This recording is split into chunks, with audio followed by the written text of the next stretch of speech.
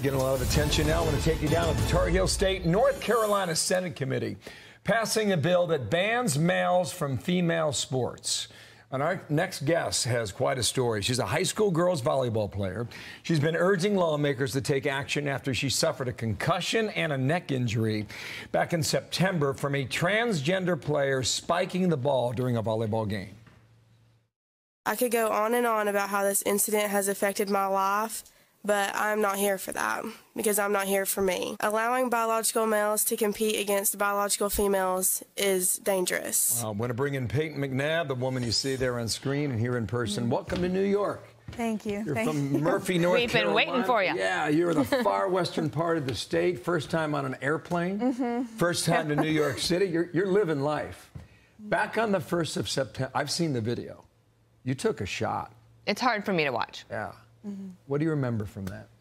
I just remember the very, very silent and shocked gym after it happened. I remember the fear from my teammates, knowing that they would have to continue to play the game even after that incident happened. And I just remember everyone just not knowing what to do, and it was just very, very traumatizing. What was your recovery like? It was hard. It's very slow. It's been very difficult, you know, not being able to get back into things as I have in the past. So it's been very difficult, but thankfully I'm improving. Did you know immediately when it happened? Like, did you know you were playing against a transgender? Yes, we did. Okay. So, and then that happens, and had you been concerned about the strength of this individual before the game?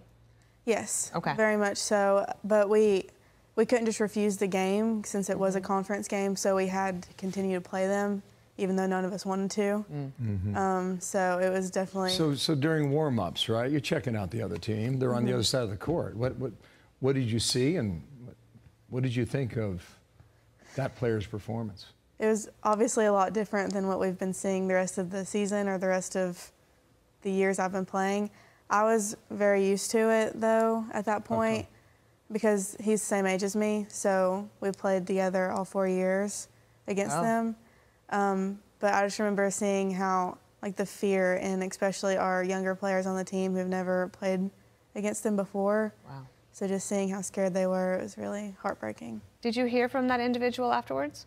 I hadn't heard from them at all until, like, a week after I spoke out for the first time. They sent me a message on Instagram, and it was very hateful. There's no remorse at all, and so like angry towards you for saying something that biological males should not be allowed to play against in female sports. Yes. Well, the State House has taken action, and now the Senate looks like it will as well. But you got a Democratic governor in Roy Cooper. Do you think he would agree with the lawmakers in the State House to ban? No, definitely not. He definitely will not agree with this whole situation. So everyone's already expecting that. You know, it's a topic of national conversation. It came up at the White House the other day, and here was the question and answer from there.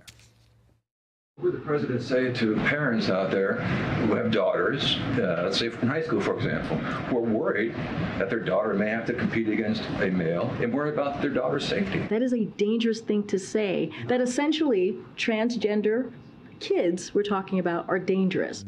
I know you're in high school. I grant you that. But what do you think about a comment like that, saying it's dangerous after what you experienced? I think it's very, very hypocritical. I think she's taken what others have said about how this is dangerous for us, and she's essentially switched it around and played the victim from the situation, which I expect nothing less from that whole administration. So, you know. I just want to end with this question, because I noticed that you said that you're not here in New York for yourself, and you didn't speak out for yourself.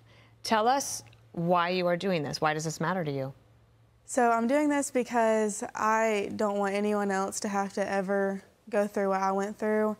And even the thought of it happening to my younger sister who's going into high school, or, you know, my other family members, my teammates, if that happened to any of them, it would just infuriate me. So just the thought of that, and I just don't think this is something that we should even have to be talking about. So. Well, it's not resolved yet, No. and it may not be. No.